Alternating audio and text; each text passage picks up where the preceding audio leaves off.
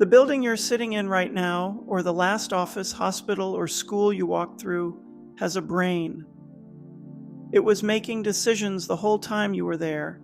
It knew when rooms were occupied. It adjusted the temperature before you noticed it was off.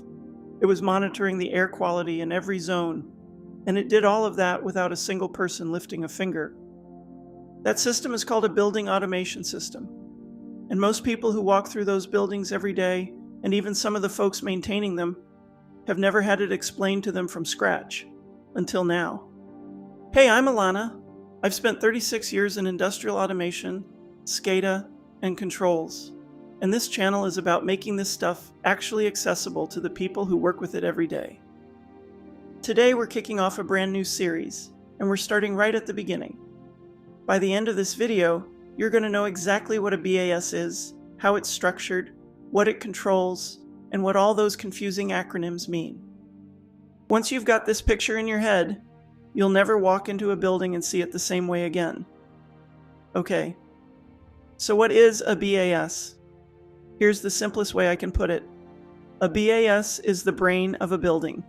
It's a centralized network of hardware and software that monitors and controls the building's most critical functions, automatically, constantly, in real time. Think of it like the nervous system in your body. Your brain sends signals, your nerves carry those signals, your muscles and organs react, and you never consciously think about any of it. A building automation system works the same way. Sensors all over the building collect data. That data travels to controllers. The controllers run their logic, and commands go back out to the equipment to make adjustments. All of it happening on its own. Now, here's something I want you to appreciate if you're newer to this industry.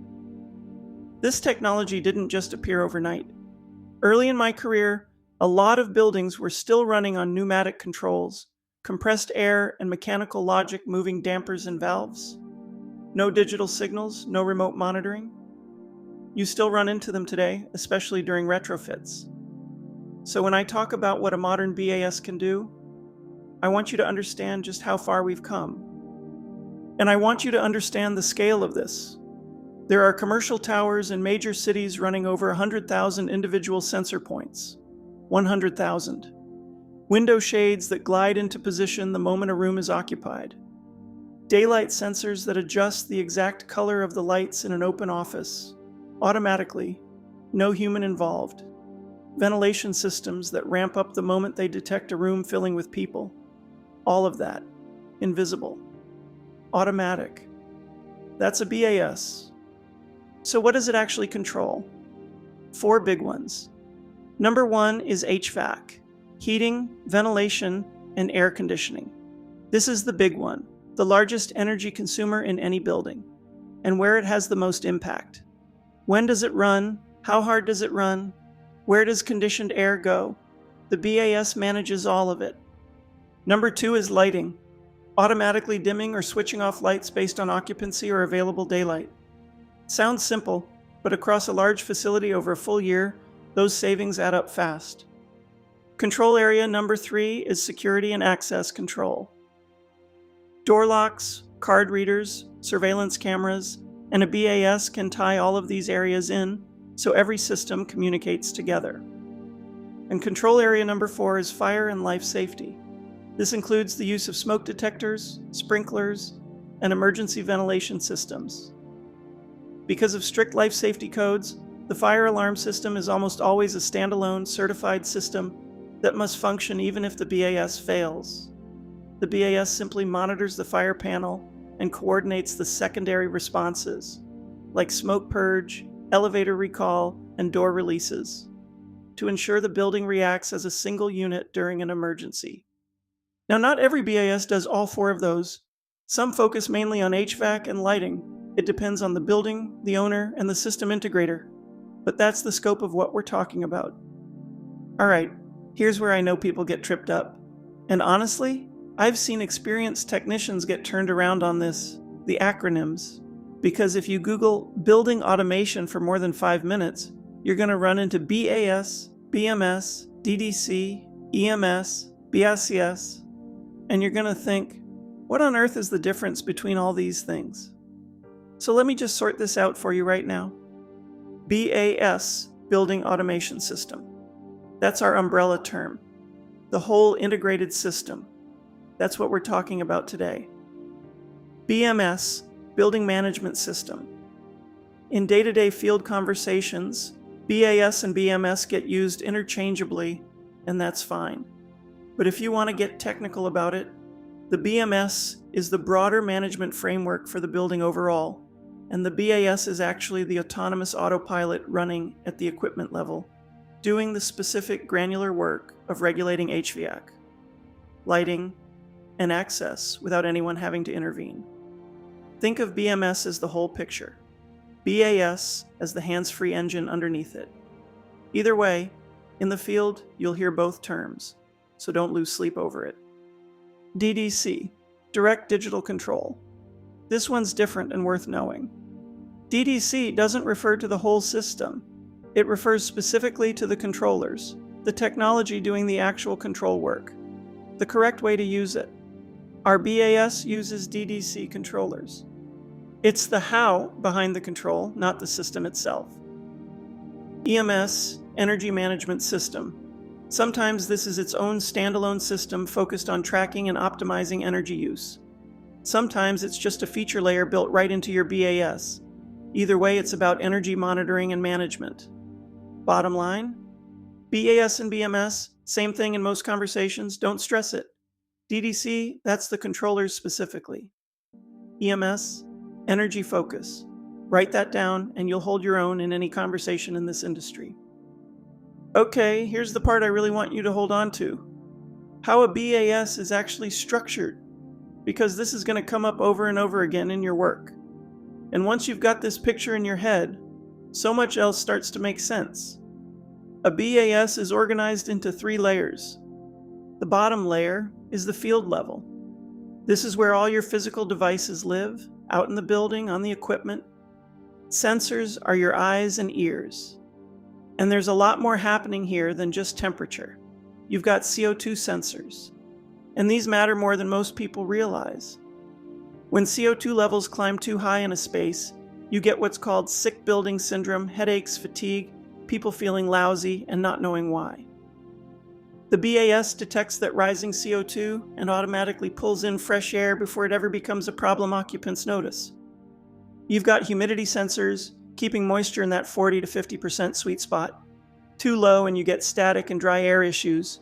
Too high and you're looking at mold risk. And you've got occupancy sensors, and here's a stat I love. Properly deployed occupancy sensors can cut energy use in a zone by up to 40%, just by knowing whether anyone is actually in the room. Actuators are your hands. They're the devices that physically act on a command. And it's worth knowing the types because you'll run into all of them. VFDs, variable frequency drives, ramp a motor up or down smoothly instead of slamming it on or off full speed.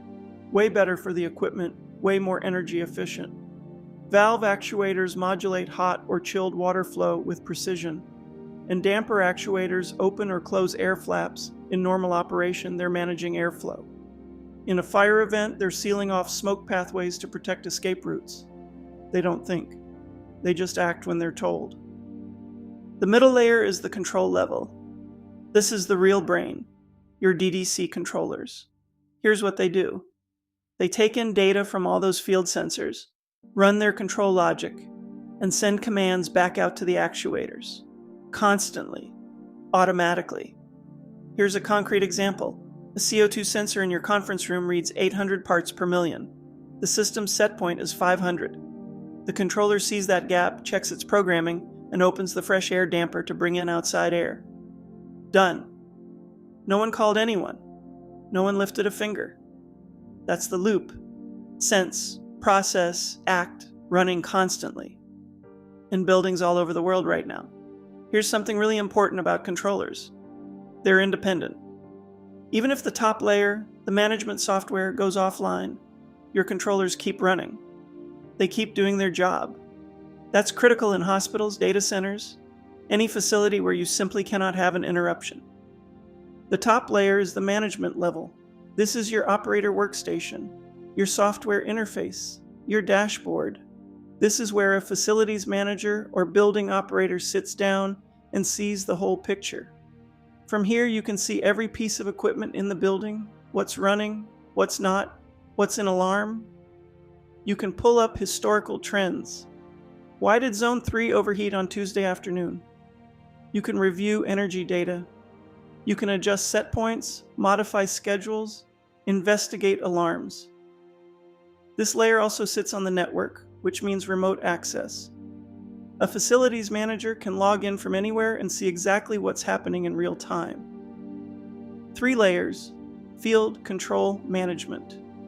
You'll see this structure everywhere, in BAS and industrial control systems and Scada.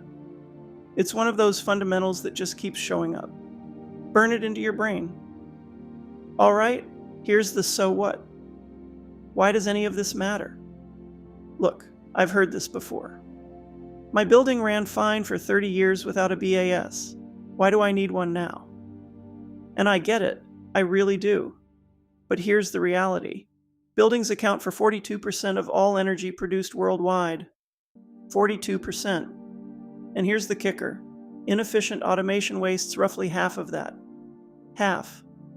When you do the math, that works out to about 21% of worldwide energy just being thrown away because buildings aren't being managed properly. HVAC running full blast on a timer overnight in an empty building. Lights blazing in a conference room nobody's been in for 2 hours. Nobody's watching, nobody notices, and it just keeps burning money. A good BAS is designed to address exactly that. And we're not talking small gains. A well-implemented BAS can reduce a building's energy and maintenance costs by up to 30%. Not just energy, maintenance too, because a system that's constantly monitoring itself catches problems early before they turn into expensive failures. Now, results vary depending on the system, how well it's configured, and the specific facility. But the data on this is real and it's consistent across the industry. And here's one that always gets people. Improperly configured systems, not broken systems, just ones that aren't set up correctly, account for 20% of all building energy waste on their own. So it's not just about having a BAS, it's about having one that actually works correctly. That's where people like you come in. A BAS doesn't make things less comfortable, it makes things smarter. It turns your building from reactive, waiting for someone to call and complain it's too hot, into proactive. The building senses what's happening and adjusts before occupants ever notice a problem. And for you, whether you're a technician, an operator, or someone who manages these systems, understanding how a BAS works means you can troubleshoot faster, have better conversations with system integrators and vendors, and do your job with a whole lot more confidence. That's worth something. So that's your foundation. BAS, the brain of the building. 4 systems it controls: HVAC, lighting, security, and life safety. 3 layers: field, control, management. And a clean breakdown of all those acronyms. We've barely scratched the surface, and that's the whole point. This is your starting line. In the next videos in this series, we're going deeper. We'll look at the actual hardware, sensors, controllers, actuators, and how each one works in practice. We'll get into the communication protocols, BACnet, Modbus, LANWorks, the languages these devices use to talk to each other. And eventually, we'll get into real troubleshooting, because that's where the actual learning happens. If this video helped you get your footing, hit that thumbs up. It genuinely helps the channel grow. And subscribe so you don't miss the next one, because we're just getting started. Drop a comment below and tell me, are you brand new to BAS? Or have you been working around these systems and just trying to fill in the gaps? I'd love to hear where you're starting from. Until next time, take care.